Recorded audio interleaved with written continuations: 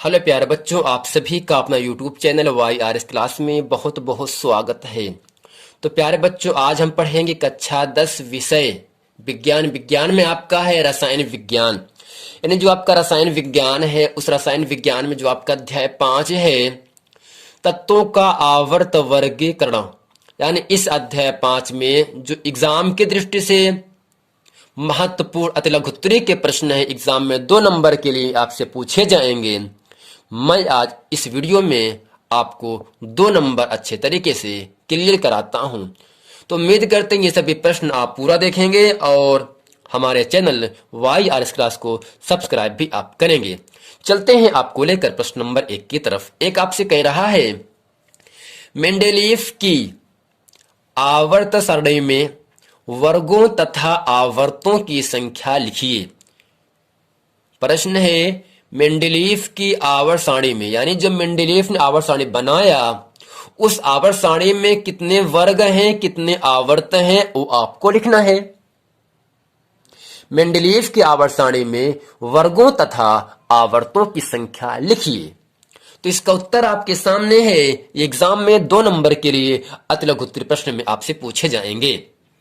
तो उत्तर इसका आपके सामने है। मेंडेलीव की आवर्त सारणी में 9 वर्ग को हम समूह भी कहते हैं तथा 7 आवर्त हैं। यानी जब मेंडेलीव की आवर्त सारणी है उस आवर्त सारणी में 9 वर्ग हैं, 9 समूह हैं तथा 7 आवर्त हैं।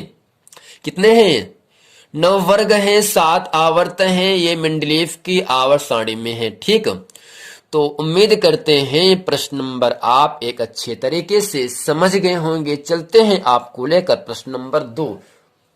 प्रश्न नंबर 2 जो है एग्जाम में कई बार प्रश्न पूछा है। 2 आपसे कह रहा है, संक्रमण तत्वों के 2 विशेष गुण लिखिए। या इस तरह से पूछ सकता है, संक्रमण तत्वों के 2 विशेषताएं लिखिए। तो कुछ नहीं, उन सभी प्रश्नों का उत्तर आपके सामने है। जो मैं 2 लिखा हूं उसको भी आपको ऐसे ही, अगर एग्जाम में आएगा तो आपको ऐसे ही 2 लिख देना है, 2 पॉइंट, और आपको 2 नंबर की प्राप्ति होगी।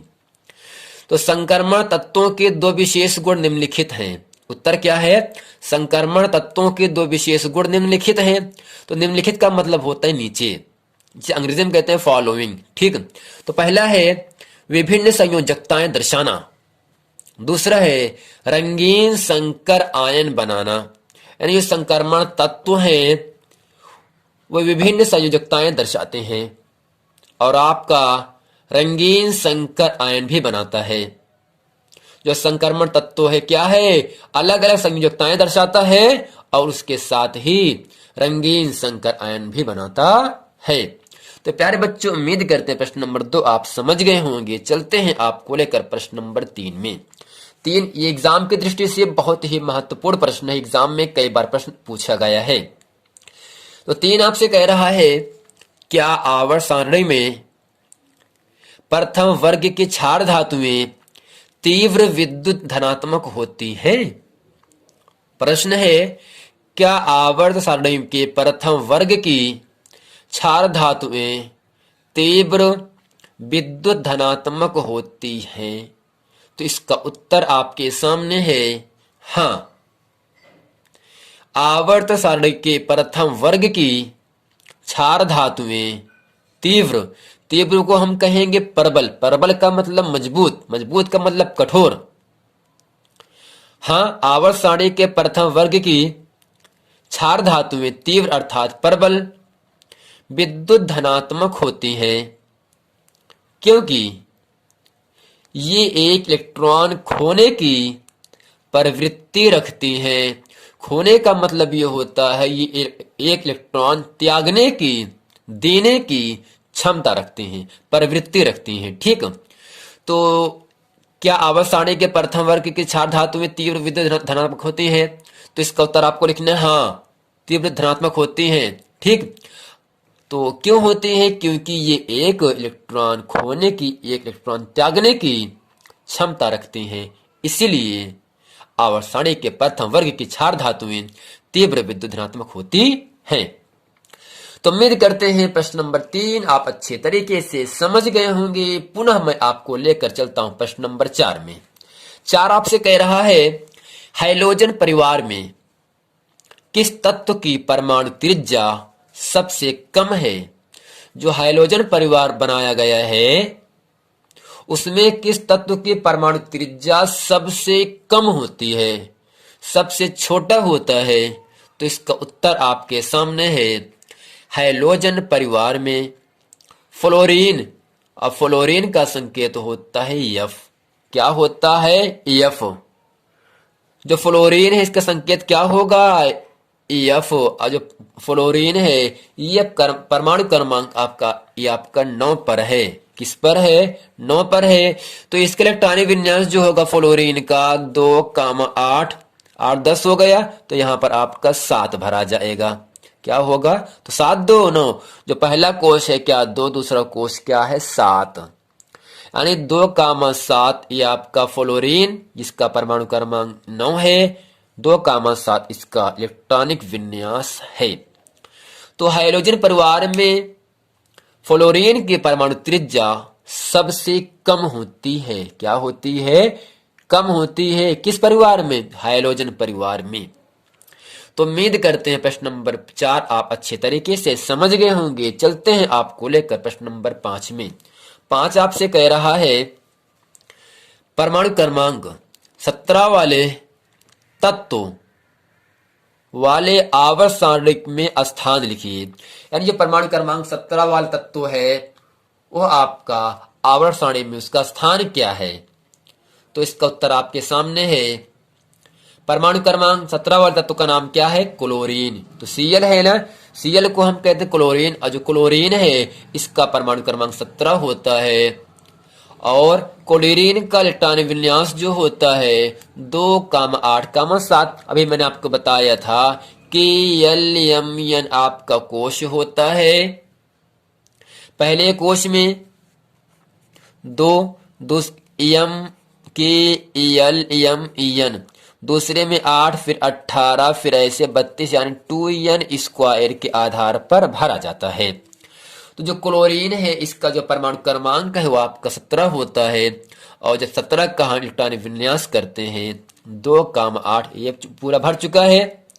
8 2 10 कितने की आवश्यकता है? 7 की। तो बाह्य कोश में न्यूट्रॉन हो जाएंगे 7।